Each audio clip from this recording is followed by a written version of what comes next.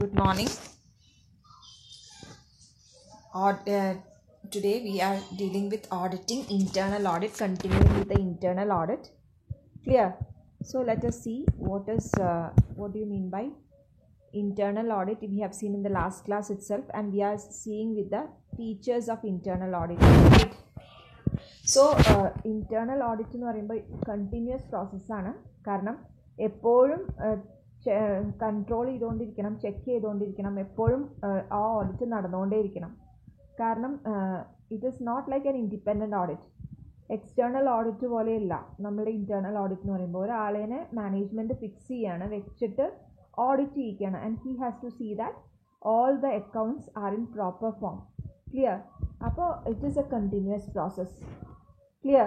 And is suitable to large, but we have seen that keeping such a person as internally and doing all these mechanism is a very expensive thing. So the second feature says that it is suitable to large business organizations like banks, insurance companies, local bodies, etc. Right? Very small organizations cannot afford to have an internal audit system since it is very expensive. And internal audit is generally conducted by own employees. That's what I was trying to take. When an audit is conducted by the employees of the concern itself, who is specially appointed for the purpose. And persons who are specially appointed for this purpose does that job. So that is the next feature. Clear? For what it is conducted. What is the reason for an internal audit to happen? It is conducted for ascertaining that internal control system existed in the organization is very effective. Clear? Only when internal audit is perfect, internal control can be effective. So only when internal control is effective, that will lead to a good income statement, that will lead to a less fraud to happen, misappropriations to happen, and that will improve the quality of the concern. Right? So it is conducted for ascertaining that internal control system is in a proper way. Clear? And to see whether operations or programs were carried out as planned. Clear? Whatever is planned by the top management has to be executed by the lower level management. But only when an internal audit system is there, there will be a checkout that whatever is planned by the top management is done properly by the lower level managements. Right? So internal audit is compulsory. That is the next feature of the internal audit. And the last feature of internal audit is that object of internal control varies from one business to another. Clear?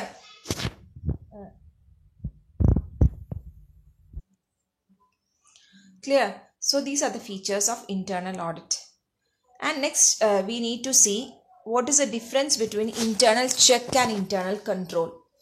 Right? So what is internal check and what is internal control?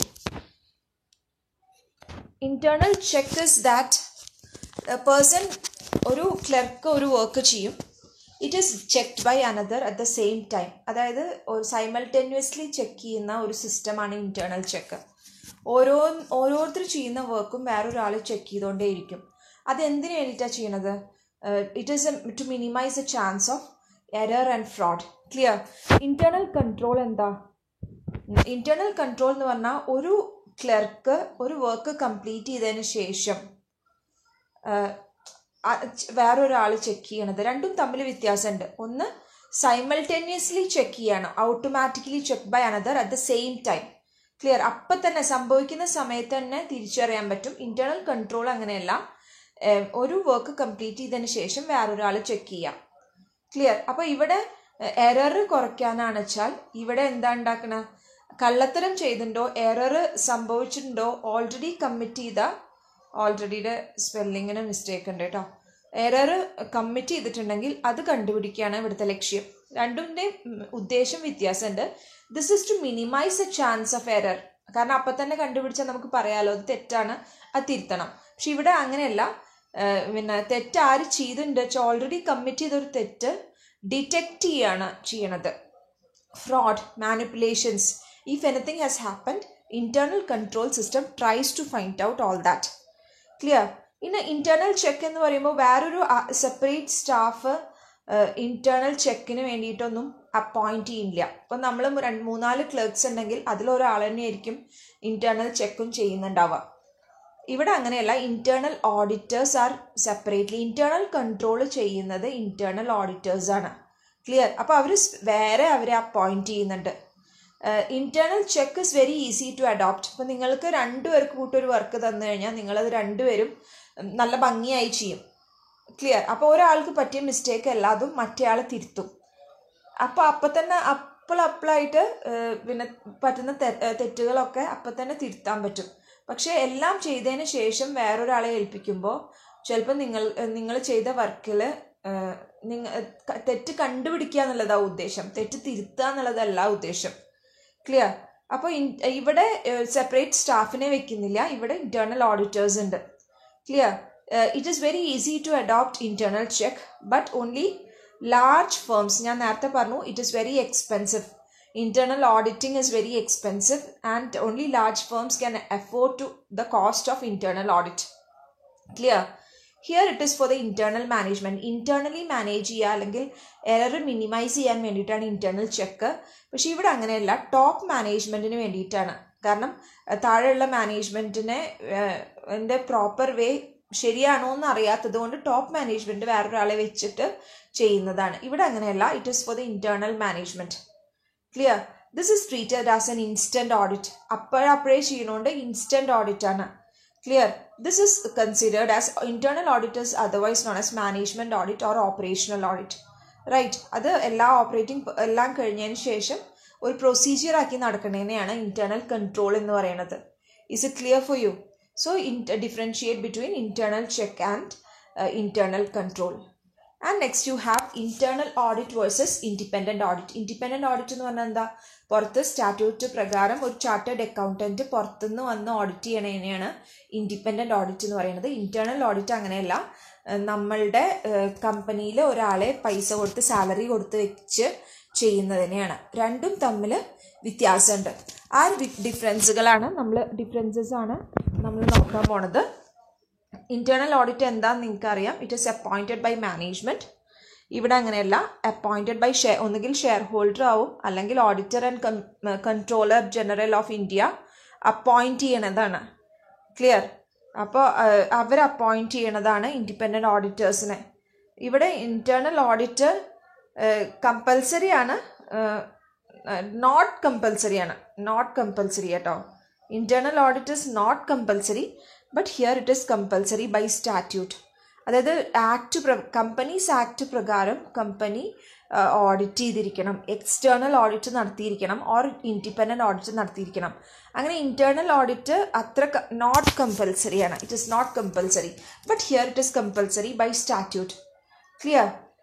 ഇവിടെ internal ഓഡിറ്റിന് there is no professional qualification required, but qualification for independent audit is that under section 226 of the Companies Act that he should be a chartered accountant എന്നുള്ള rule ഉണ്ട് അവിടെ. ആ പിന്നെ qualification തന്നെ വേണം independent audit നടക്കാൻ. പക്ഷേ ഇന്റേണൽ ഓഡിറ്റിന് പ്രൊഫഷണൽ ക്വാളിഫിക്കേഷൻ്റെ ആവശ്യം നിർബന്ധമില്ല. Clear? Internal audit is done by the staff of the organisation. പക്ഷേ ഇൻഡിപെൻഡൻറ്റ് ഓഡിറ്റ് അങ്ങനെയല്ല, ഓർഗനൈസേഷൻ്റെ സ്റ്റാഫ് ആവില്ല, ഇൻഡിപെൻഡൻറ്റ് പേഴ്സൺ ആണ് ചെയ്യണത്. Clear? This is considered to be a continuous audit. നേരത്തെ പറഞ്ഞില്ലേ, കണ്ടിന്യൂസ് ആണ് എപ്പോഴും. പക്ഷെ ഇവിടെ അങ്ങനെയല്ല. ഇൻഡിപെൻഡൻറ്റ് ഓഡിറ്റ് എപ്പോഴാണ് നടത്തുന്നത് അറിയോ? ഒരു പീരീഡ് അവസാനിച്ചു കഴിഞ്ഞിട്ട് നമ്മുടെ ബുക്സ് ഓഫ് അക്കൗണ്ട്സ് ഒക്കെ റെഡി ആയി കഴിഞ്ഞാലാണ് ഇൻഡിപെൻഡൻറ്റ് ഓഡിറ്റ് നടത്തുക. ആ ഓഡിറ്റ് നടത്തിയാൽ പിന്നെ നമുക്ക് തിരുത്താനൊന്നും പറ്റില്ല. കാരണം അതിൽ നമ്മളുടെ എറേഴ്സ് കണ്ടുപിടിച്ച് റിപ്പോർട്ട് ചെയ്യുക ചെയ്യണത് ഗവൺമെൻറ്റിലേക്ക്. Right? And next is to ensure that the work is being done. Here continuous audit ആണ്, മറ്റത് ഇൻഡിപെൻഡൻ്റ് ആണ്. Clear? To ensure compliance with the established policies, plans and procedure of the organization. Main objective ആണ് പറയണത്. Establish ചെയ്യുക, അതായത് നമ്മൾ പിന്നെ നമ്മുടെ പോളിസിയും പ്ലാനും പ്രൊസീജിയറും ഒക്കെ ആയിട്ട് അതുമായിട്ട് യോജിച്ചു പോകുന്നുണ്ടോ നോക്കാൻ വേണ്ടിയിട്ടാണ് ഇൻറ്റേർണൽ ഓഡിറ്റ് നടത്തുന്നത്. പക്ഷേ എക്സ്റ്റേണൽ ഓഡിറ്റ് അതിനല്ല. to ensure that accounts and financial statements are prepared as per law and they gives a true and fair view of the business. Clear? Financial നമ്മൾ അക്കൗണ്ട് ഓഡിറ്റിങ്ങിൻ്റെ ഡെഫിനിഷൻ തന്നെ പഠിക്കുമ്പോൾ നമ്മൾ പറഞ്ഞിട്ടുണ്ട് auditor is A watch dog. ഓരോ കാര്യങ്ങൾ പറയുമ്പോൾ അതിൽ തന്നെ പറഞ്ഞിട്ടുണ്ട് ലോ പ്രകാരം fair view financial statements fair view ആണോ കാണിക്കുന്നത് എന്ന് അറിയാൻ വേണ്ടിയിട്ടാണ് ഇൻഡിപെൻഡൻറ്റ് ഓഡിറ്റ് നടത്തുന്നത്. Clear? And internal audit detection and prevention of fraud is the main objective. ഞാൻ നേരത്തെ പറഞ്ഞു പ്രിവെൻറ്റ് ചെയ്യുക എന്നുള്ളതാണ്, ഫ്രോഡിനെ ഡിറ്റക്റ്റ് ചെയ്ത് പ്രിവെൻറ്റ് ചെയ്യുക എന്നുള്ളതാണ്. പക്ഷേ ഇവിടെ അങ്ങനെയല്ല. Errors it's just incidental. Not the proper objective is that to find out fair view. Fair view ആണോ ബിസിനസ് യഥാർത്ഥത്തിൽ അതുപോലെ തന്നെയാണോ നടക്കുന്നത് എന്ന് അറിയാൻ വേണ്ടിയിട്ടാണ്. ക്ലിയർ? ഇന്റേണൽ ഓഡിറ്റ് എന്ന് പറഞ്ഞാൽ മാനേജ്മെന്റിന്റെ ഫുൾ ഡിപ്പെൻഡൻറ്റിലാണ് നടത്തുന്നത്. ക്ലിയർ? മാനേജ്മെന്റിനെ അപ്പോയിന്റ് ചെയ്യുന്ന ഒരാളാണ് ഉണ്ട്, ഇന്റേണലി നിൽക്കുന്ന കാര്യമാണ്. പക്ഷെ ഇവിടെ ഇൻഡിപെൻഡന്റ് ഓഡിറ്റ് അങ്ങനെയല്ല. മാനേജ്മെന്റിന് ഒന്നും ചെയ്യാൻ പറ്റില്ല. ഓഡിറ്റർ തെറ്റ് കണ്ടുപിടിച്ചു കഴിഞ്ഞാൽ it cannot be modified. Clear? അപ്പോൾ ഇവിടെ അങ്ങനെയല്ല. നമ്മളിപ്പോൾ ഇന്റേണൽ ഓഡിറ്ററിൻ്റെ ഡ്യൂട്ടി മാനേജ്മെന്റിന് എന്ത് മോഡിഫിക്കേഷൻ വേണമെങ്കിലും നടത്താം. ഇവിടെ ഇൻഡിപെൻഡന്റ് ഓഡിറ്റിന് ഒരു മോഡിഫിക്കേഷനും പറ്റില്ല. ക്ലിയർ?